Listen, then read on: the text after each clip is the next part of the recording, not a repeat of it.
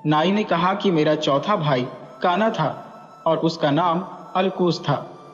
अब यह भी सुन लीजिए कि उसकी एक आंख किस प्रकार गई। मेरा भाई कसाई का काम करता था। उसे भेड़ बकरियों की अच्छी पहचान थी। वह मेढ़ों को लड़ाने के लिए तैयार भी करता था। इस कारण वह नगर में सर्वप्रिय हो गया। वह बड़े अच्छे अच्छे मेढ़े पालता और प्रतिष्ठित लोग उसके यहाँ मेढ़ों की लड़ाई देखने आते। इसके अलावा वह भेड़ का बहुत अच्छा मांस बेचता था। एक दिन एक बुढ़ा उसके पास आया और एक पसेरी मांस खरीद कर और उसका मूल्य देकर चला गया। उसके दिए हुए चांदी के सिक्के बिल्कुल नए और चमकते हुए थे। मेरे भाई ने उन्हें देखकर एक संदूक में डाल दिया। वह बूढ़ा 5 महीने तक इसी तरह आता और उतना ही मांस रोज उसकी दुकान से ले जाता रहा और बदले में उतने ही रुपए रोज दे जाता रहा। 5 महीने बाद मेरे भाई ने जब और भेड़ें खरीदनी चाही तो संदूक खोलने पर वहां कागज के गोल कटे टुकड़े पाए। यह देखकर वह अपना सिर पीट पीट कर रोने चिल्लाने लगा। उसने पड़ोसियों को बुलाया और उन्हें संदूक में भरी हुई कागज की गोल चिंदियां दिखाई। वे भी यह देखकर बड़े आश्चर्य में पड़े। मेरा भाई दांत पीस पीस कर कह रहा था कि अगर वह कमबख्त बुढ़ा मिल जाए तो उसकी अक्ल ठिकाने लगाऊं। संयोग से गली में कुछ दूर पर वह बुढ़ा दिखाई दिया। मेरे भाई ने दौड़कर उसे पकड़ा और पड़ोसी तथा अन्य कई लोग भी वहां एकत्र हो गए। मेरे भाई ने पुकार कर कहा, भाइयों देखो, इस निर्लज्ज पापी ने मेरे साथ कैसी धोखाधड़ी की है। यह कहकर उसने सारा वृत्तांत कहा। बूढ़ा यह सुनकर मेरे भाई से बोला, तेरे लिए यह अच्छा होगा कि तूने मेरा जो अपमान किया है और जो गालियां मुझे दी हैं उनके लिए मुझसे क्षमा मांग और अपना निराधार आरोप वापस ले। तूने ऐसा न किया तो तूने मेरा जितना अपमान किया है उससे अधिक तेरा अपमान कराऊंगा। मैं नहीं चाहता कि तू जो अभक्ष्य वस्तु खिलाता रहा है उसका उल्लेख भी करो। मेरे भाई ने कहा, तू यह क्या बकवास कर रहा है? तू जो चाहे कह दे, मैं किसी बात से नहीं डरता, क्योंकि मैं कोई काम धोखेबाजी का काम करता ही नहीं। बूढ़े ने कहा, तू अपनी फजीहत कराना ही चाहता है तो करा। सुनो भाई लोगों, यह अधम कसाई आदमी मारता है और उनका मांस भेड़ और बकरी के नाम पर तुम लोगों के हाथ बेचता है। मेरे भाई ने चिल्लाकर कहा, नीच बूढ़े, तू इस उम्र में भी झूठ बोलने से बाज नहीं आया।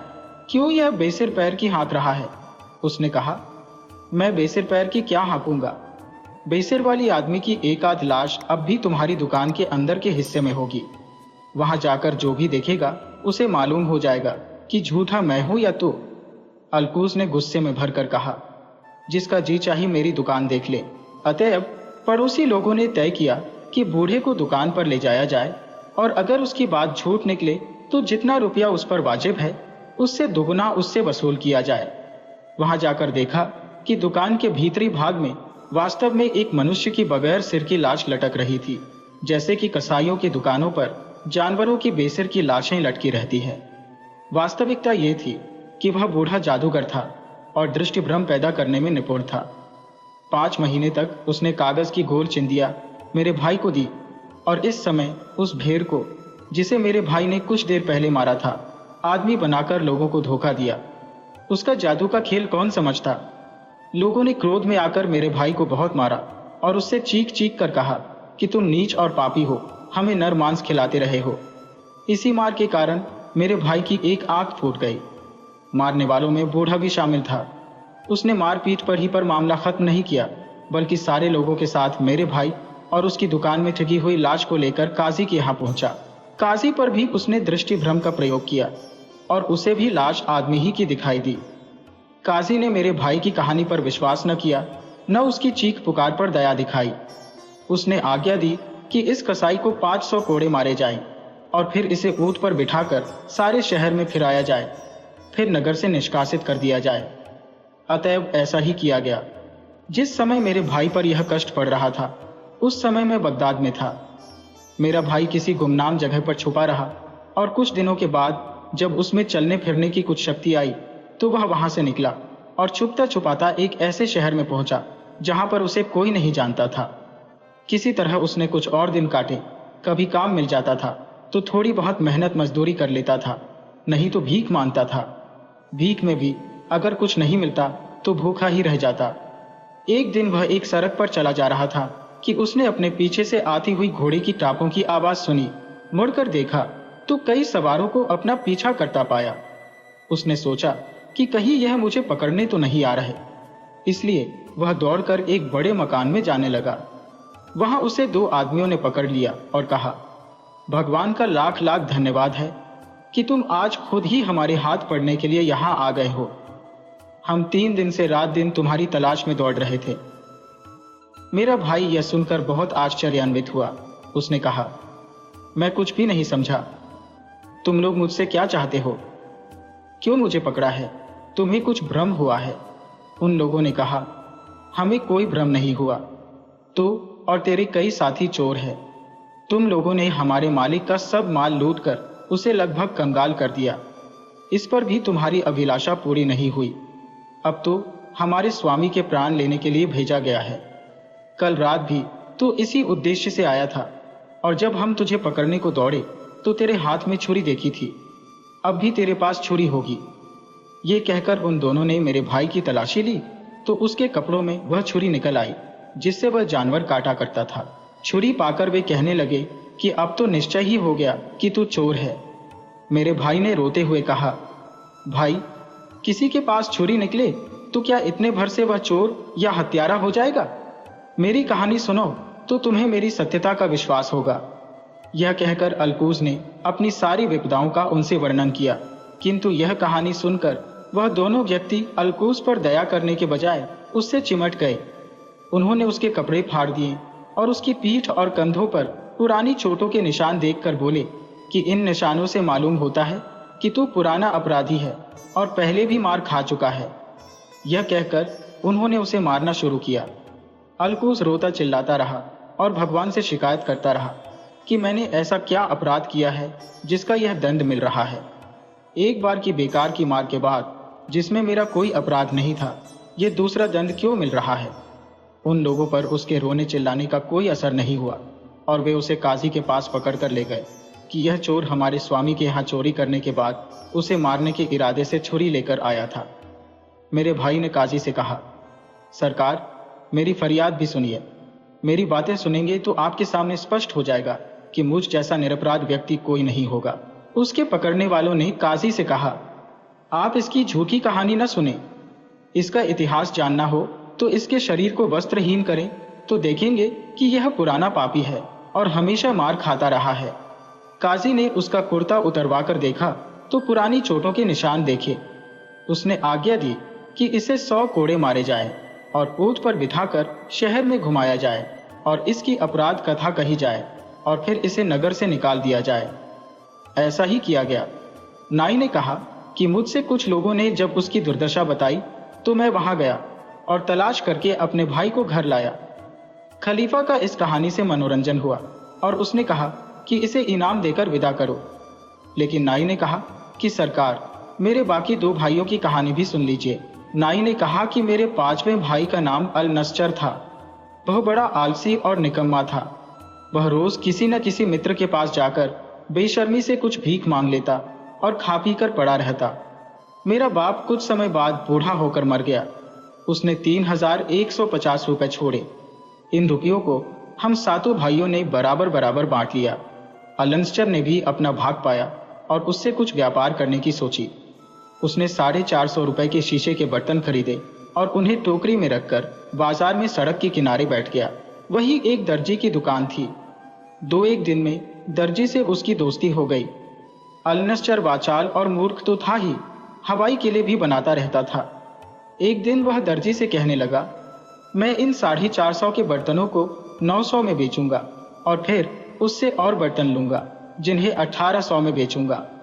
इसी तरह व्यापार करते करते मेरे पास 30,000 रुपए हो जाएंगे। फिर मैं बहुमूल्य व्यापार सामग्री, मानिक, मोती आदि खरीदूंगा और उनसे काफी मुनाफा कमाऊंगा। जब मेरे पास काफी रुपया हो जाएगा तो मैं एक विशाल भवन खरीदकर दास दासियां भी मोल लूंगा और रईसों की तरह रहूंगा और मेरी प्रसिद्धि सारे नगर में हो जाएगी। मेरे यहाँ बड़े बड़े गवैये और कलावंत आएंगे और मेरे यहाँ रात दिन रास रंग होंगे। मेरा व्यापार भी जारी रहेगा। जब बढ़ते बढ़ते मेरा धन 5 लाख तक पहुंच जाएगा तो मैं यहाँ के मंत्री के पास संदेश भेजूंगा कि अपनी बेटी का विवाह मुझसे कर दे। उसने स्वीकार किया तो ठीक, वरना मैं उसकी बेटी को जबरदस्ती उठा लाऊंगा। फिर जब मंत्री की पुत्री से मेरा विवाह हो जाएगा तो मैं 10 गुलाम खरीदूंगा और शहजादों जैसे बढ़िया कपड़े पहनूंगा और रत्न जटित जीन लगाम वाले असील घोड़े पर चढ़कर शान से मंत्री के घर जाऊंगा। जब मैं उसके महल में पहुंचूंगा तो सभी छोटे बड़े लोग भय और आदर पूर्वक मुझे देखेंगे और मेरा पूर्ण सत्कार करते हुए मुझे अंदर ले जाएंगे। जब मैं ऊपर जाना चाहूंगा तो मेरे नौकर और गुलाम और नौकरों के जमादार अदब से जीने में दोनों ओर खड़े होंगे। वजीर अपना दामाद समझकर मुझे अपने आसन पर बैठने की जगह देगा और स्वयं मेरे सामने बैठेगा। मैं अपने सेवकों से हजार हजार अशरफियों के 2 तोड़े लाने को कहूंगा। मैं 1 तोड़ा वजीर को दूंगा कि यह तुम्हारी बेटी का महार है और दूसरा अपनी इच्छा से तुम्हें देता हो। मेरी उदारता की चर्चा चारों ओर होने लगेगी। फिर मैं वैसे ही ठाट बाट से अपने घर आऊंगा। जब मेरी पत्नी सुनेगी कि मैं उसके पिता से मिलने गया था और उसे भेंट दी थी तो वह मेरा एहसान मानेगी और एक उच्च कर्मचारी द्वारा कृतज्ञता का प्रकाशन करेगी। मैं उस कर्मचारी को बढ़िया इनाम दूंगा। कभी कभी मैं अपनी पत्नी पर कृपा करके उसका सन करने के लिए उसके महल में जाऊंगा और वहां भी ऐसी गंभीरता से जाऊंगा कि दाएं बाएं किसी और निगाह न डालूंगा। मेरी पत्नी, जिसका मुख पूर्णमासी के चंद्रमा की तरह होगा, बड़ी सज धज के साथ 16 श्रृंगार करके मेरे सामने आएगी तो मैं गर्व के मारे उसकी ओर आंख भी नहीं उठाऊंगा। फिर उसकी प्रधान सेविकाएं और सखी सहेलियां मेरे सामने आकर विनय करेंगी कि मालिक, आपकी पत्नी जो आपकी दासी के समान है, आपकी आज्ञा की प्रतीक्षा में है और आपके सामने खड़ी है, कृपा करके उसे अपने आगे बैठ जाने को कहें। मैं फिर भी उन्हें कोई उत्तर नहीं दूंगा। उन्हें इस बात का बड़ा आश्चर्य होगा कि मैं उनकी ओर और अपनी पत्नी की ओर देखता क्यों नहीं हो। वे लोग बड़ी देर तक मेरे सामने खड़ी होकर मुझसे अपनी पत्नी पर ध्यान देने के लिए अनुनय करती रहेंगी। फिर मैं एक कृपापूर्ण दृष्टि अपनी पत्नी पर डालूंगा, लेकिन फिर निगाह फेर लूंगा। मेरे इस रवैये से मेरी पत्नी की सेविकाएं और साथिनें समझेंगी कि मैं वैसे किसी बात पर नाराज नहीं हूं, किंतु पत्नी का जो साज श्रृंगार किया गया है वह मेरे मन का नहीं है, इसलिए वे उसे दूसरे कक्ष में ले जाएंगी ताकि उसका नए सिरे से साज श्रृंगार करें। इतने समय में मैं भी उठकर नए कपड़े पहन लूंगा। शयन कक्ष में जाने पर भी मैं अपनी पत्नी से पूर्ण उपेक्षा का बर्ताव करूंगा। मैं उसकी ओर एक दृष्टि भी नहीं डालूंगा और उससे एक बात भी नहीं करूंगा। मैं पलंग पर उसकी ओर पीठ करके सो रहूंगा। मेरी पत्नी रात भर इस उपेक्षा से दुखी होकर आंसू बहाती रहेगी और सवेरा होने पर अपनी माता यानी मंत्री की पत्नी से रो रो कर कहेगी कि मेरे पति ने रात में मेरे साथ गर्व और उपेक्षा का बर्ताव किया। उसकी माँ उसे दिलासा देगी। फिर मेरे महल में आकर सम्मान पूर्वक मेरा हाथ चूमेगी और कहेगी कि जमाई राजा, मेरी बेटी पर इतना अत्याचार न करो कि उसकी ओर देखना ही छोड़ दो। उसका अगर कोई कसूर है तो बताओ, मैं उसे दंड दूंगी। वैसे यह तो कहने की जरूरत नहीं कि वह तुम्हारी दासी है और तब मन से तुम्हारी सेवा करना उसका कर्तव्य है। तुम उस पर एक बार तो कृपा दृष्टि करो, उसके इस अनुनय विनय का मुझ पर कोई असर नहीं होगा। फिर मेरी सास मेरे पास आकर मेरा पाँव चूमेगी, मैं इस पर भी टस से मस नहीं हूंगा। फिर मेरी सास शराब का एक प्याला भरकर मेरी पत्नी को देगी कि अपने पति को पिला दो, शायद इससे वह तुमसे प्रसन्न हो जाए। मेरी पत्नी मेरे सामने आकर प्याला लिए बहुत देर तक भयभीत सी खड़ी रहेगी। फिर वह कहेगी कि आपको उसी भगवान की सौगंध है जिसने आपको इतना ऊंचा बनाया है कि इस दासी के हाथ से मद्य पात्र लेकर पिए। मैं उसकी इस बात को बदतमीजी समझूंगा और उसके मुंह पर एक तमाचा लगाऊंगा और उठकर उसके इतने जोर से लात मारूंगा कि वह दालान से नीचे गिर पड़ेगी। मेरा भाई अपनी कल्पना में इतना खो गया कि उसे अपनी स्थिति का भी ध्यान नहीं रहा। उसने उठकर उसी टोकरे पर जिसमें उसके शीशे के बर्तन रखे हुए थे जोर की लात जमाई। टोकरा सड़क पर जा गिरा और उसमें के सारे बर्तन टूट फूट कर बिखर गए। दर्जी, जो उसकी बकवास को मजे लेकर सुन रहा था, हंसते हंसते लोट पोट हो गया। उसने मेरे भाई से कहा, मूर्ख अभागे, तुझे मालूम है कि तेरी यह हानि क्यों हुई है? तूने इतनी सम्मानित और सुंदर स्त्री का जो अपमान किया, यह उसी का फल है। अगर मैं तेरे श्वसुर यानी मंत्री की जगह होता तो ऐसी बदतमीजी पर तेरे 100 कोड़े लगवाता और गधे पर बिठाकर सारे शहर में घुमाता कि लोग तुझे दंडित अपराधी के रूप में जान जाए। मेरे भाई को भी अपने माल की बर्बादी देखकर बड़ा दुख हुआ और वह रोने चिल्लाने लगा। बहुत से लोग उस समय जुमे की नमाज के लिए मस्जिद की ओर आ रहे थे। उसका रोना पीटना सुनकर वहां भीड़ इकट्ठी हो गई। लोग पूछने लगे कि क्या बात है। जब दर्जी ने उन लोगों को पूरा हाल बताया तो वे सब भी हंसने लगे और मेरे भाई का मजाक उड़ाने लगे। संयोग से उसी समय एक अमीर घराने की स्त्री पर्दे वाली सवारी पर बैठी कहीं जा रही थी और उस स्थान से गुजर रही थी। उसने सवारी रुकवाकर भीड़ के लोगों से पूछा कि क्या बात है, कौन रो रहा है और उस पर क्या विपत्ति पड़ी है। उन लोगों ने जल्दी में पूरी बात नहीं बताई, बल्कि कह दिया कि एक गरीब बर्तन वाला एक चबूतरे पर टोकरे में बर्तन रखे था। संयोग से ठोकर लगी और सारे बर्तन जमीन पर गिरकर चूर चूर हो गए। उस स्त्री को दया आई। उसने अपने एक सेवक को अशर्फियों की एक थैली देकर कहा कि उस बेचारे गरीब को दे आओ जिसका नुकसान हुआ है। सेवक ने वह थैली जिसमें 500 अशर्फिया थी मेरे भाई अलंसचर को दी। उसने थैली पाकर बड़ी प्रसन्नता व्यक्त की और उस दानी स्त्री को बहुत से आशीर्वाद देकर थैली लेकर अपने घर चला आया। कुछ ही देर में उसका दरवाजा किसी ने खटखटाया। उसने दरवाजा खोला तो देखा कि एक बुढ़िया खड़ी है। बुढ़िया ने कहा, बेटा, नमाज का समय हो गया है, मुझे एक लोटा पानी दो तो मैं वजू करके नमाज पढ़ लूं। मेरे भाई ने देखा कि वह काफी बूढ़ी है, इसलिए नितांत अपरिचित होने पर भी उसने उसे लाकर पानी दिया। बुढ़िया नमाज पढ़कर मेरे भाई के सामने आई और उसके सामने ऐसे झुकी जैसे नमाज में भगवान के समक्ष झुकते हैं, और फिर उठकर उसे बराबर आशीर्वाद देती रही। मेरे भाई ने उसके फटे कपड़े देखकर समझा कि यह भीख मांग रही है। उसने अशर्फियों की थैली निकाली और उसे 2 अशर्फिया देने लगा। बुढ़िया ने वे अशर्फिया नहीं ली। मेरे भाई अलंसचर ने बिगड़कर पूछा कि क्या तू इतनी भीख से भी संतुष्ट नहीं है। बुढ़िया ने कहा कि तुमने गलत समझा कि मैं भिखारिन हूँ। मैं तो अति धनवान और सुंदर युवती की नौकरानी हूँ। वह मुझे बहुत कुछ देती है और मुझे भीख की जरूरत नहीं है। मेरा भाई मूर्ख तो था ही, उस बुढ़िया के फरेब को न समझा और उससे कहने लगा कि हमें भी अपनी मालकिन को दिखाओ। इसके लिए वह उसे इनाम देने लगा। बुढ़िया हंसकर बोली, तुम यह इनाम रख लो और मेरे साथ चलो। तुम मेरी मालकिन को तो देखोगे ही, यह भी संभव है कि तुम्हारी सुंदरता देखकर वह तुमसे विवाह कर ले। ऐसा हुआ तो तुम वास्तव में भाग्यशाली हो जाओगे, असंख्य धन और अनिंद्य सुंदरी के स्वामी। मेरे भाई ने अंदर जाकर अच्छे वस्त्र पहने और अशर्फियों की थैली लेकर बुढ़िया के साथ चला।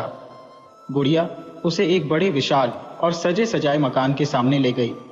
उसके आवाज देने पर एक यूनानी दासी ने द्वार खोला। बुढ़िया ने उसे एक सुसज्जित स्थान पर बिठाया और अंदर गई। कुछ ही देर में एक अत्यंत रूपवती युवती आकर उसके समीप बैठ गई और उससे घुल मिलकर बातें करने लगी। उसने कहा, यह ऊपरी कपड़े उतारकर आराम से बैठो। अलंसचर ने ऐसा ही किया। कुछ ही देर में वह युवती घर के अंदर यह कहकर चली गई कि मैं अभी आती हूँ। कुछ ही देर में एक बड़ा लंबा चौड़ा हबशी हाथ में नंगी तलवार लेकर आया और गरज कर मेरे भाई से बोला, तू यहाँ मेरे घर में क्या कर रहा है। मेरे भाई के भय के मारे घिघी बच गई। हबशी ने उसे तलवार के कई हाथ मारे, जिससे वह गिरकर बेहोश हो गया। हबशी ने उसकी कमर से अशर्फियों की थैली खोल ली और आवाज दी कि नमक लाओ। वही यूनानी दासी एक कटोरे में पिसा हुआ नमक ले आई। नमक वह यह देखने के लिए मंगाता था कि उसका शिकार अगर मरा न हो तो वह उसे फिर तलवार मारकर खत्म कर दे। दोनों ने उसके घावों पर नमक छिड़का। मेरा भाई उनका उद्देश्य समझ गया था, इसलिए तकलीफ सहकर भी चुप होकर पड़ा रहा। हबशी और दासी उसे पूर्ण मृत जानकर थैली लेकर चले गए। कुछ देर में बुढ़िया फिर आई और मेरे भाई को घसीटती हुई ले गई और एक कोने में बने हुए गड्ढे में फेंक आई, जहां और भी कई लाशें पड़ी हुई थी। मेरा भाई इस अरसे में तकलीफ की वजह से बेहोश हो गया था। गड्ढे में फेंके जाने के कुछ देर बाद उसे होश आया। वास्तविकता यह थी कि तकलीफ देने के लिए डाला गया नमक ही उसके प्राण बचाने और शक्ति देने का कारण बना। थोड़ी देर के बाद वह उस घड़े से निकलकर एक कोने में दबकर बैठा, फिर छुपता छुपाता मकान के दरवाजे पर पहुंचा। जो कुछ कहीं पड़ा मिलता खा पी लेता। 2 दिन बाद बुढ़िया फिर नए शिकार की तलाश में निकली तो यह मौका पाकर भाग निकला और मेरे पास आ गया और मुझसे अपनी सारी विपत्तियों का हाल कहा। महीने भर में उसके सारे घाव भर गए और वह पूर्णतः स्वस्थ हो गया। अब उसने बदला लेने की योजना बनाई। उसने एक बड़ी सी थैली बनाई और उसने अशर्फियों के बराबर शीशे के टुकड़े भर दिए। फिर उसने बूढ़ियों जैसे कपड़े पहने और कपड़ों के अंदर तलवार छुपाकर हाथ में थैली लेकर निकल पड़ा। संयोग से एक गली में वही धोखेबाज बुढ़िया मिल गई। उसने बूढ़ी स्त्रियों के जैसे स्वर में उससे कहा, बहन, मैं फारस देश की रहने वाली हूँ और इस नगर में नई आई हूँ। मेरे पास 500 अशर्फिया है। मैं चाहती हूँ कि उन्हें परख और तौल कर देख लो कि पूरी और ठीक है या नहीं। तुम कहीं से मेरे लिए सिक्के तौलने का तराजू ला दो। उसने उत्तर दिया, बहन, तुम मेरे साथ चली आओ। मुझसे अधिक विश्वसनीय व्यक्ति इस नगर में कोई नहीं है। मेरा पुत्र सर्राफे का काम करता है। वह तुम्हारी अशर्फिया भली भांति तौल और परख देगा। लेकिन जल्दी करो, ऐसा ना हो कि वह घर से अपनी दुकान को चला जाए। वह पापिन मेरे भाई को उसी घर में ले गई जिसमें पहले ले गई थी। यूनानी दासी ने पहले की भांति द्वार खोला और मेरे भाई को अंदर ले जाकर एक अच्छी जगह बिठा दिया। बुढ़िया ने कहा, तुम यहीं बैठो, मैं अभी अपने बेटे को लेकर आती हूँ। कुछ ही देर में उसका तथाकथित पुत्र यानी वही हत्यारा हबशी आया और कहने लगा कि भाई, मेरे साथ चलो। मेरा भाई अल-नस्र बुढ़िया के वेश में उसके पीछे चल दिया। रास्ते में जब वह हबशी लापरवाह हो गया तो मेरे भाई ने तलवार निकालकर ऐसा हाथ मारा कि उसका सिर कटकर अलग जा पड़ा। अल-नस्र ने उसका सिर और धड़ दोनों खींचकर उसी घड़े में डाल दिए। इतने में यूनानी दासी बर्तन में पिसा नमक लेकर आई, किंतु बुढ़ियों के वस्त्र पहने नंगी तलवार लिए पुरुष को देख बर्तन फेंक कर भागने लगी। मेरे भाई ने झपटकर उसे पकड़ा और उसका सिर काट दिया। दौड़ भाग और चीख पुकार सुनकर वह बुढ़िया भी वहां आ गई, लेकिन वहां का हाल देखकर जान बचाकर भागने लगी। मेरे भाई ने दौड़कर उसे पकड़ा और कहा, दुष्टा, कुकर्मिनी, तूने मुझे पहचाना या नहीं? बुढ़िया कांपती हुई बोली कि मैंने तुम्हें कभी नहीं देखा, पहचानोगी कैसे? मेरा भाई बोला, तूने देखा कैसे नहीं है, मैं वही हा जिससे तूने उस गली में नमाज के लिए पानी मांगा था और फिर यहाँ लाकर अपनी समझ में मरवा डाला है। बुढ़िया हाथ जोड़कर और गिड़गिड़ाकर कहने लगी कि मेरा अपराध क्षमा कर दो, किंतु मेरे भाई ने उस पर दया न की और उसके भी 4 टुकड़े कर दिए। अब मेरे भाई ने उस सुंदर युवती की तलाश की जिससे उसने पहले प्रेमालाप किया था। वह एक अन्य कक्ष में मिली और मेरे भाई को देखकर कांपने लगी। मेरे भाई ने उसे निरपराध जानकर उससे कोई कटु वाक्य न कहा, बल्कि सांत्वना दी और पूछा, सुंदरी, मैंने उन दोनों बदमाश स्त्रियों और हबशी का अंत कर दिया है। अब तुम बताओ कि तुम कौन हो, कहाँ की रहने वाली हो और इन अत्याचारियों के फंदे में कैसे फंस गई? उसने उत्तर दिया, मैं एक धनी व्यापारी की पत्नी थी। ये बुढ़िया कभी कभी मेरे घर आती थी, लेकिन मुझे यह नहीं मालूम था कि यह कौन है और क्या करती है। एक दिन इसने आकर मुझसे कहा कि मेरे घर विवाह है, तुम उसमें शामिल होने के लिए चलो। इसके बहुत अनुनय विनय करने पर मैं इसके साथ उत्तम उत्तम वस्त्राभूषण पहनकर और 100 अशर्फिया लेकर यहाँ आ गई। यहाँ से इन लोगों ने मुझे अपने घर न जाने दिया और इसी हबशी के साथ सहवास के लिए मजबूर किया। 3 वर्ष से मैं यही रहती हूँ। इस हबशी से और इन लोगों के कुकृत्यों में विवशता पूर्वक शामिल होने से मैं बड़ी दुखी थी, किंतु कुछ कर नहीं पाती थी। मेरे भाई ने पूछा कि इन लोगों ने भोले भाले लोगों को मारकर कितना धन जमा किया है। उसने कहा कि धन तो इतना है कि तुम सारी आयु आराम से रह सकते हो। यह कहकर वह उसे कई कमरों में ले गई, जहां पर कई संदूक मुद्राओं आदि से भरे थे। मेरे भाई की यह देखकर आंखें फट गईं। उस स्त्री ने उससे कहा कि तुम बाहर जाकर कुछ मजदूर ले आओ तो हम लोग यह सब यहाँ से उठाकर ले चलें। मेरा भाई बाहर जाकर बाजार की तरफ दौड़ गया और कई मजदूर लेकर आ गया, किंतु उसे देखकर आश्चर्य हुआ कि इतनी देर में वह स्त्री संदूकों के समेत गायब हो गई। केवल एक कोने में अनुमानतः 500 अशर्फियों के मूल्य का सामान पड़ा हुआ था। मेरे भाई ने सोचा कि चलो, जो कुछ हाथ आया वही बहुत है, और मजदूरों से वही सामान उठवाकर अपने घर आ गया। दुर्भाग्य से मजदूरों को लाने के बाद उसने उस घर का दरवाजा बंद नहीं किया था, न बाहर जाने पर घर को ताला लगाया। अतएव आसपास के लोग वहां आ गए और मजदूरों को सामान उठाए हुए जाते देखकर और घर को खाली पाकर काजी के यहाँ चले गए और उससे सारा मामला बता दिया। मेरा भाई अपने घर में एक रात निश्चिंत होकर सो रहा था कि कई सिपाही आए और उसे पकड़कर काजी के पास ले गए। काजी ने उससे पूछा कि यह सामान कहाँ मिला। उसने कहा कि मैं ये सारी बातें सच सच आपको बताऊंगा, किंतु आप यह आश्वासन दें कि मुझे दंड न दिया जाएगा। काजी ने कहा सच बोलने पर मैं तुझे दंड न दूंगा। अतएव मेरे भाई ने सारी घटनाएं उसे आद्योपांत बता दी। काजी ने अपने सेवकों को भेजकर मेरे भाई के घर से सारा सामान उठवा मंगाया और उसे अपने घर भिजवा दिया, और उसमें से मेरे भाई को कुछ भी नहीं दिया। इसके बाद उसने मेरे भाई अल नस्चर को 2-3 वर्ष के लिए नगर से निष्कासित कर दिया, ताकि वह खलीफा के पास जाकर उससे काजी की शिकायत न कर सके।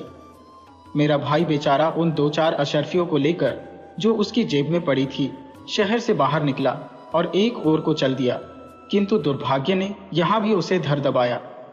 2-3 दिन बाद उसे डाकुओं ने घेर लिया। वे उसका सारा धन, यहां तक कि पहनने के कपड़े भी लूट कर ले गए। मुझे मालूम हुआ तो मैं कुछ कपड़े और रुपए लेकर अपने भाई की खोज में निकला, और कुछ दिनों बाद उसे खोज निकाला। उसे वस्त्र और रुपए देकर मैं उसे छुपाकर नगर में ले आया और अपने घर में लाकर रखा। इसके बाद मैं बराबर उसका भरण पोषण करता रहा था। नाई ने कहा कि अब मेरे आखिरी भाई शाह कबक का वृत्तांत रह गया है, इसे भी सुन लीजिए, फिर मैं आपसे विदा लूं।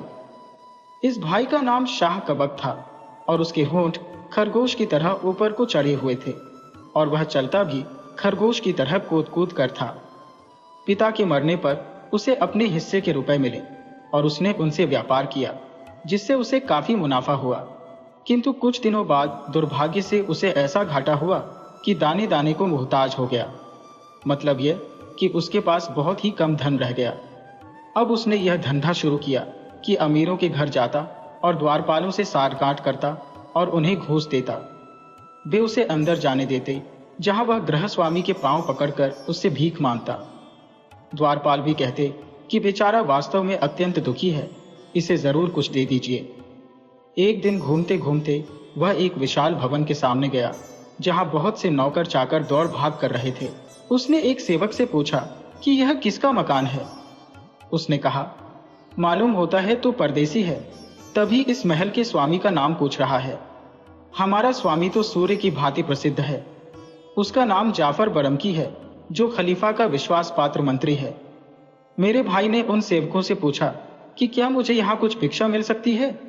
उन्होंने कहा कि हमारा स्वामी अति दयालु है, वह किसी याचक को नहीं रोकता। तुम बेखटक अंदर चले जाओ और हमारे मालिक से भीख मांगो, वह तुम्हें निहाल कर देगा। मेरा भाई अंदर गया तो वहां का ऐश्वर्य देखकर उसकी आंखें फट गईं। महल बहुत बड़ा था और अत्यंत मूल्यवान वस्तुओं से सजा हुआ था। उसमें शानदार संगमरमर का फर्श था और हर जगह रंगीन रेशमी पर्दे लटक रहे थे। कई दालानों और वाटिकाओं से होता हुआ मेरा भाई एक दालान में पहुंचा, जहां बहुत से नौकर चाकर थे और एक वृद्ध पुरुष एक सोने के काम वाली गद्दी पर बैठा था। मेरा भाई समझ गया कि यही बरमकी है। उसने प्रणाम किया तो बरमकी बोला, क्या चाहते हो? मेरे भाई ने उसे झुककर सलाम किया और कहा, सरकार, मैं निर्धन मनुष्य हूं और आप जैसे ऐश्वर्यवान व्यक्ति से कुछ मांगने आया हूं। बरमकी इस बात से खुश हुआ और उसकी दीनहीन दशा देखकर बोला कि आश्चर्य है कि हमारे बगदाद शहर में भी कोई ऐसा निर्धन व्यक्ति है। मेरा भाई यह समझा कि यह मुझे बहुत कुछ देगा और उसने बरमकी को बहुत आशीर्वाद दिया। बरमकी ने उससे कहा कि मैं तुम्हें ऐसा दान दूंगा जिसे तुम जीवन भर याद रखोगे। फिर मेरा भाई बोला कि मैं सौगंध पूर्वक कहता हूं कि मैंने अभी तक कुछ नहीं खाया है। बरमकी बोला, यह तो बड़े दुख की बात है कि तुम अत्यंत भूखे भी हो। मैं तुम्हारे लिए अभी भोजन मंगवाता हूं। ये कहकर बरमकी ने जोर से आवाज दी, छोकरे, हाथ धोने के लिए पानी ला। न कोई छोकरा आया न पानी, किंतु बरमकी अपने हाथ ऐसे मल मल कर धोने लगा जैसे कि उन पर कोई पानी डाल रहा हो। उसने मेरे भाई से कहा कि तुम भी आगे आओ और हाथ धो। मेरे भाई ने सोचा कि बरमकी परिहास प्रिय है। वह भी आगे बढ़कर झूठ मूठ हाथ धोने लगा। फिर बरमकी बोला कि अभी भोजन भी आ रहा है। कुछ क्षणों के बाद वह अपने मुंह तक हाथ ले गया और ऐसे मुंह चलाने लगा जैसे ग्रास को चबा रहा है। उसने मेरे भाई से कहा कि तुम भी खाओ, संकोच क्यों कर रहे हो, इस घर को अपना ही समझो। मेरा भाई, जो वास्तव में भूखा था, इस झूठ मूठ की दावत से खोड़ कर रह गया और कुछ न बोला। बरमकी ने कहा, क्या बात है, क्या तुम्हें यह शीरमाल और यह कबाब अच्छे नहीं लगते? तुम खा क्यों नहीं रहे हो? मेरे भाई ने कुछ और उपाय न देखकर बरमकी की भांति ही झूठ मूठ खाना शुरू कर दिया। कुछ देर बाद बरमकी ने पुकार कर कहा, सच कहो, तुमने ऐसा स्वादिष्ट चकोर और बटेर का मांस कभी खाया है? फिर इसी प्रकार उसने झूठ मूठ बतख का मांस खाया और खिलाया। फिर बरमकी बोला कि देखो, यह मुर्गे का कैसा स्वादिष्ट मांस है, एक टांग और एक बाजू तुम भी लो।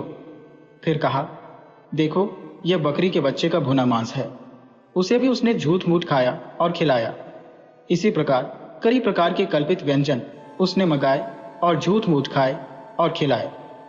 फिर एक व्यंजन का एक ग्रास लेकर मेरे भाई के मुंह की ओर ले गया और कहा कि इसे मेरे हाथ से खाओ। शाह कबक ने उस झूठे ग्रास को चबाया और कहा, वास्तव में इसका स्वाद अद्वितीय है। बरमकी बोला कि मैं पहले ही कहता था कि तुम इसे पसंद करोगे। अच्छा, अब एक और चीज खाकर देखो।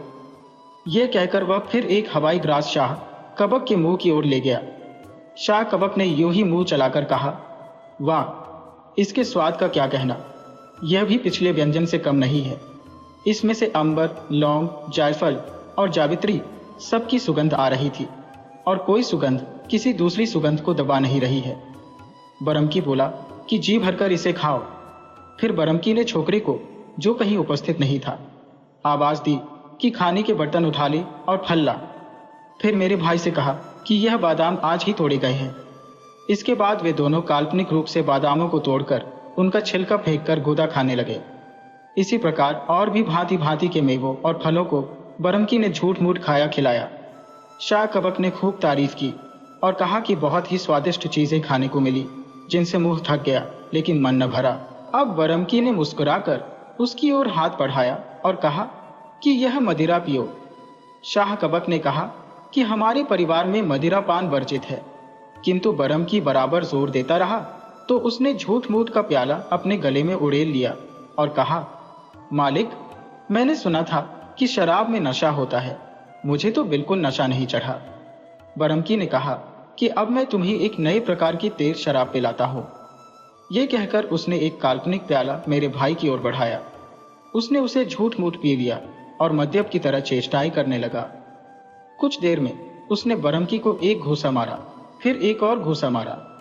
तीसरी बार बरमकी ने उसका हाथ पकड़ लिया और कहा कि तू पागल हो गया है क्या? मेरे भाई ने ऐसा हाव भाव दिखाया जैसे नशे से चौंका हो। फिर वह हाथ जोड़कर बोला, सरकार, मुझसे बड़ा अपराध हुआ। आपने मुझे इतने सुस्वादु व्यंजन खिलाए और मैंने आपके साथ ऐसी धृष्टता की, किंतु आपने मुझे तेज शराब भी पिला दी। मैंने आपसे पहले ही निवेदन किया था कि मेरे परिवार में मद्यपान नहीं होता है और मुझे इसकी आदत नहीं है। इसी के नशे में मुझसे भूल हुई, मुझे क्षमा करें। बरमकी यह सुनकर क्रुद्ध होने के बजाय हंस पड़ा और बोला, मुझे बहुत दिनों से तेरे जैसे मनुष्य की ही तलाश थी। मैं तेरा अपराध इस शर्त पर क्षमा कर सकता हूं कि तू यहीं हमेशा मेरे साथ रह। अभी तक हम लोगों ने झूठ मूठ का भोजन किया है, अब सचमुच का करेंगे। ये कहकर उसने सेवकों को आज्ञा दी और वे सब एक एक करके वही व्यंजन लाए जिन्हें अब तक बरमकी ने झूठ मूठ खाया और खिलाया था। मेरे भाई ने रुचिपूर्वक वे स्वादिष्ट व्यंजन पेट भर खाए। फिर बर्तन उठाए गए और उत्तम मदिरा के पात्र लाए गए। मद्यपान के बीच ही कई रूपसी नवयुवतियां आईं और उन्होंने सुरीले वाद्यों के साथ मधुर स्वर में देर तक गाना बजाना किया।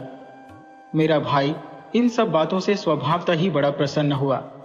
उसने बरमकी की उदारता की बड़ी प्रशंसा की और उसे बहुत आशीर्वाद दिया।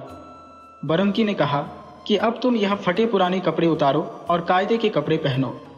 ये कहकर उसने सेवकों को आज्ञा दी कि इसके लिए नए कपड़े लाओ। वे बरमकी के अपने वस्त्रागार से बहुमूल्य वस्त्र शाह कबक के लिए ले आए। बरमकी ने मेरे भाई को हर तरह से बुद्धिमान और व्यवहार कुशल पाया और अपने घर का सारा प्रबंध उसके सुपुर्द कर दिया। इस प्रकार वह बड़ा संतुष्ट और प्रसन्न होकर बरमकी के महल में रहने लगा। किंतु उसके इस सौभाग्य ने बहुत दिनों तक उसका साथ न दिया। खलीफा ने बरमकी के मरने पर उसकी सारी संपत्ति और धन जब्त कर लिया। मेरे भाई ने जो संपत्ति अर्जित की थी वह भी उससे छीन ली गई। वह बेचारा अपना थोड़ा बहुत बचा हुआ रुपया लेकर व्यापारियों के एक दल के साथ विदेश को चला कि कुछ व्यापार करें, किंतु रास्ते में डाकुओं ने उन सब व्यापारियों पर हमला करके उन्हें लूट लिया और उन्हें गुलाम बनाकर बेच दिया। मेरा भाई भी एक जंगली आदमी के हाथ बेच दिया गया। वह जंगली उसे मारा पीटा करता और कहता कि मुझे इतने रुपए दे तो तुझे आज़ाद कर दूंगा। मेरे भाई ने कसम खाकर कहा कि मेरे पास एक पैसा भी नहीं है। इस पर उस जंगली ने छुरी निकालकर मेरे भाई के होंठ चीर डाले। इस पर भी उस पर दया न की और होंठ ठीक हो जाने के बाद उसे कठिन परिश्रम के काम पर लगा दिया गया। बेचारा इसी तरह दुख में जीवन बिताने लगा। उस जंगली की पत्नी बड़ी सुंदर थी।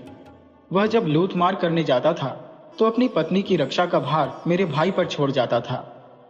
पति के जाने के बाद वह स्त्री शाह कबक से बड़ी मीठी मीठी बातें करती, उसकी हर जरूरत का ध्यान रखती और बड़े आकर्षक हाव भाव दिखाती। शाह कबक समझ गया कि यह मुझे चाहती है और मेरे साथ भोग की इच्छुक है, किंतु अपने जंगली मालिक के डर से शाह कबक उससे अलग ही रहता और जब एकांत में वह उसे आकर्षक हाव भाव दिखाती तो आंखें नीचे कर लेता। एक दिन प्रेमावेश में वह स्त्री पति की उपस्थिति ही में शाह कबक के सामने ऐसी चेष्टाएं करने लगी। जंगली ने उसे शाह कबक की शरारत समझा और क्रोध में आकर एक ऊंट पर अपने पीछे उसे बिठाया और एक ऊंचे पहाड़ पर ले जाकर उसे छोड़ दिया ताकि वह भूख प्यास से मर जाए। वह स्वयं अकेला ऊंट पर बैठकर नीचे उतर आया। कुछ दिनों में उधर से कुछ लोग बगदाद की तरफ आते हुए निकले। वे स्वयं तो मेरे भाई को न लाए, किंतु बगदाद आकर मुझे उसका हाल बता दिया। मैंने जाकर उसे सांत्वना दी और उसे अपने घर ले आया। नाई ने कहा कि यह सब कथाएं सुनकर खलीफा बहुत हंसा। उसने मुझे अच्छा इनाम दिया और गंभीर व्यक्ति का खिताब दिया, लेकिन कहा कि तुम बगदाद से निकल जाओ। कुछ वर्षों बाद मैंने सुना कि खलीफा का देहांत हो गया है, इसलिए अपने घर वापस आया। उस समय तक मेरे 6 भाई भी मर गए थे। इसके बाद कई वर्ष तक मैंने इस लंगरे और उसके बाप की सेवा की, जैसा कि आप लोगों ने स्वयं ही इसके मुंह से सुना है। फिर भी यह अत्यंत दुख की बात है कि इनकी इतनी भलाई करने पर भी इसने कृतज्ञता का सबूत दिया और मुझसे घृणा करता रहा। इसके शहर से निकलने पर इसे ढूंढता हुआ मैं काशगर पहुंचा। दर्जी ने काशगर के बादशाह के सामने नाई के मुख से सुना। वृत्तांत सुनाकर कहा कि नाई की कहानी के बाद सब लोगों ने भोजन किया और तीसरे पहर मैं अपनी दुकान पर गया। शाम को घर आने लगा तो देखा कि यह कुबड़ा शराब में धुत होकर मेरी दुकान के सामने बैठा गा बजा रहा है। मैं उसे अपने घर ले गया। मेरी पत्नी ने उस दिन मछली पकाई थी। हम दोनों के खाने के लिए वह कई मछलियां लाई। मैंने कुबड़े को कुछ मछलियां खाने को दी। वह मूर्ख उनके कांटे निकाले बगैर ही उन्हें खा गया। कांटे उसके गले में अटक गए और वह बेहोश होकर गिर पड़ा। मैंने उसे ठीक करने के बहुत से प्रयत्न किए, किंतु जब वह मर गया तो मैं उसे यहूदी हकीम के दरवाजे से टिकाकर घर लौट आया। दर्जी ने फिर कहा, जहांपना, इसके बाद की सारी बातें आपको ज्ञात है। हकीम ने उसे मरा जानकर व्यापारी के गोदाम में गिरा दिया। व्यापारी ने उसे चोर समझकर उसको थप्पड़ लगाए और समझा कि यह उसी मार से मर गया है, अतएव इसे बाजार में एक दुकान के सहारे खड़ा कर दिया। मैंने सारी बातें सच सच आपको बता दी। अब आपको अधिकार है, चाहे मुझे मृत्यु दंड दें या क्षमा दान करें। बादशाह दर्जी की बात सुनकर संतुष्ट हो गया और बोला कि दर्जी और बाकी तीनों लोग निर्दोष हैं, उन्हें छोड़ दिया जाए।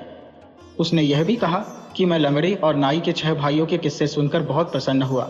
निस्संदेह यह कुबड़े की कहानियों से भी अधिक मनोरंजक है। लेकिन उसने आज्ञा दी कि उस नाई को, जो इसी शहर में है, यहाँ लाया जाए और जब तक वह यहाँ न आए न कुबड़े की लाश को दफन किया जाए और न किसी अभियुक्त को घर जाने दिया जाए। अतएव बादशाह के आदेश से उसकी नौकर चाकर दर्जी के साथ गए और कुछ देर में खोजकर कि नाई को बादशाह के सामने ले आए। नाई की अवस्था 90 वर्ष की थी। उसकी दाढ़ी, मूछें और भव्य बर्फ की तरह सफेद थी। उसकी नाक बहुत लंबी थी और उसके कान बुढ़ापे के कारण काफी लटक आए थे। बादशाह को उसका यह विचित्र रूप देखकर बरबस हंसी आ गई। उसने नाई से कहा, मैंने सुना है कि तुम बड़ी विचित्र और विस्मयकारी कहानियां कहते हो। मैं चाहता हूं कि तुम्हारी कुछ कहानियां तुम्हारे मुंह से सुनो। नाई ने हाथ जोड़कर कहा, हे पृथ्वीनाथ, मैं आपका दासानुदास हूं। मुझे जो भी आज्ञा होगी उसके पालन में मैं सदैव तत्पर हूं, किंतु कहानियां सुनाने के पहले एक प्रश्न पूछने की धृष्टता करना चाहता हूं। कृपया यह बताइए कि यह दर्जी, यह यहूदी हकीम और इतने सारे नागरिक यहाँ क्यों जमा है और यह कुबड़ा आदमी जमीन पर किस लिए लेटा है? बादशाह ने कहा, तुझे इन बातों से क्या लेना देना? नाई ने कहा, मैं सिर्फ यह साबित करना चाहता हूँ कि मैं बकवासी नहीं हूँ। मैं बोलता हूँ तो सुनना भी चाहता हूँ। बादशाह उसकी यह बात सुनकर हंस पड़ा और उसने पूरी घटना बताई कि किस तरह कुबड़े की हत्या के अपराध पर 4 आदमी फांसी चढ़ाए जाने वाले थे। नाई यह कथा सुनते समय गंभीरतापूर्वक सिर हिलाता रहा, जैसे वह सब समझ रहा है और किसी ऐसे भेद को पा गया है जो वह अपने हृदय में छुपाए है। फिर उसने बादशाह से कुबड़े को देखने की अनुमति चाही। अनुमति मिलने पर वह उठकर कुबड़े के पास गया और बहुत देर तक उसके शरीर का निरीक्षण करता रहा और नाड़ी, आंखें आदि देखता रहा। यकायक वह बड़े जोर से हंसा। वह हंसता ही रहा और हंसते हंसते पीठ के बल गिर पड़ा। उसे यह भी ध्यान न रहा कि बादशाह के सामने इस प्रकार हंसना बड़ी उद्दंडता है। उठने के बाद भी बहुत देर तक हंसता रहा। फिर बोला, सरकार, इस कुबड़े की कहानी तो ऐसी है कि स्वर्णाक्षरों में लिखवा कर रखी जाए। लोग उसकी बात सुनकर आश्चर्यचकित हुए और कहने लगे कि या तो इस नाई का मस्तिष्क फिर गया है या बुढ़ापे के कारण इसकी मति मारी गई है। बादशाह ने भी विनोदपूर्वक कहा, हे अल्पभाषी बुद्धिसागर महोदय, आपको इतनी हंसी किस कारण आ रही है? नाई ने कहा, पृथ्वी पार, मैं आपकी न्यायप्रियता और क्षमाशीलता की सौगंध खाकर कहता हूँ कि यह कुबड़ा मरा ही नहीं है। मैं इसे ठीक कर सकता हूँ। आप अनुमति दें तो मैं इसका इलाज करूं। अगर मैं सफल न हो तो फिर आप मुझे दुर्बुद्धि या विक्षिप्त जो भी चाहे ठहराए और जो दंड चाहे वह दें। बादशाह से अनुमति पाकर नाई ने अपना संदूकचा खोला और उसमें से एक तेल निकालकर कुबड़े के हाथ और गले पर कुछ देर तक मलता रहा। फिर उसने एक औजार से कुबड़े का मुंह खोला और एक चिमटी उसके मुंह के अंदर डालकर उसके गले में अटका, मछली का कांटा पकड़ा और जोर लगाकर उसे बाहर निकाल लिया। उसने कांटा सभी उपस्थित व्यक्तियों को दिखाया। कुछ ही देर में कुबड़े के हाथ पैरों में हरकत हुई और उसने अपनी आंखें खोल दी। इसके अतिरिक्त भी उसके शरीर में जीवन के कई चिन्ह दिखाई दिए। काशगर का बादशाह और सारे उपस्थित व्यक्ति इस बात को देखकर घोर आश्चर्य में पड़ गए कि एक पूरे दिन रात मुर्दों के समान पड़े रहने के बाद भी कुबड़ा यकायक जी उठा। सभी लोगों को इस बात से खुशी हुई। बादशाह ने आज्ञा दी कि कुबड़े की तथाकथित मृत्यु की घटना और नाई की कही हुई कहानियां लिपिबद्ध की जाए और शाही ग्रंथागार में रखी जाए। उसने यह भी आज्ञा दी कि चूंकि दर्जी, यहूदी हकीम, मुसलमान व्यापारी और ईसाई को कुबड़े की वजह से बड़ा मानसिक और शारीरिक कष्ट सहना पड़ा है, इसलिए इन लोगों को शाही खजाने से काफी इनाम देकर विदा किया जाए।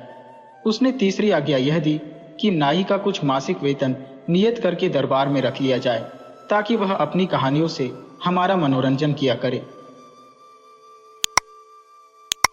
वीडियो अच्छी लगी हो तो इसे लाइक करें और ऐसी ही मज़ेदार कहानियों के लिए चैनल को सब्सक्राइब करें और बेल आइकन दबाएं।